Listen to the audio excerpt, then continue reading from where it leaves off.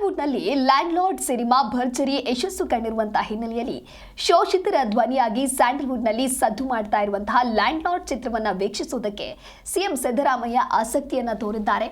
ಈ ಚಿತ್ರಕ್ಕೆ ಜನಸಾಮಾನ್ಯರಿಂದ ವ್ಯಕ್ತವಾಗ್ತಾ ಇರುವಂತಹ ಅಭೂತಪೂರ್ವ ಪ್ರತಿಕ್ರಿಯೆ ಮತ್ತು ಶೋಷಣೆಗೊಳಗಾದವರ ಪರವಾದ ಕಥಾಹಂದರವನ್ನ ಕೇಳಿ ಸಿಎಂ ಸಿದ್ದರಾಮಯ್ಯನವರು ಪ್ರಭಾವಿತರಾಗಿದ್ದಾರೆ. ಇತ್ತೀಚೆಗೆ ನಟ ದುರಿಯಾ ವಿಜಯ್ ಮುಖ್ಯಮಂತ್ರಿಗಳನ್ನ ಖುದ್ದು ಭೇಟಿ ಮಾಡಿ ಸಿನಿಮಾ ವೀಕ್ಷಣೆಗೆ ಆಹ್ವಾನವನ್ನ ನೀಡಿದ್ರು. ಈ ಸಂದರ್ಭದಲ್ಲಿ ಮಾತನಾಡಿದಂತಹ ಸಿಎಂ, ಇಂದಿನ ಸಮಾಜಕ್ಕೆ ಇಂತಹ ಸಿನಿಮಾದ ಅವಶ್ಯಕತೆ ಇದೆ.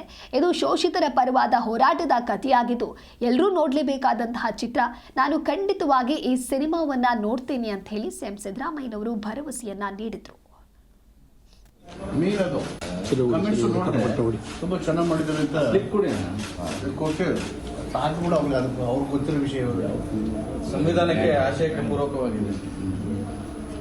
ಶೋಷಣೆ, ದಬ್ಬಾಳಿಕೆ. ಲ್ಯಾಂಡ್ ಲಾರ್ಡ್ ಸಿನಿಮಾ ಅದು ಒಂದು ಸಂವಿಧಾನ, ಜಾತಿ,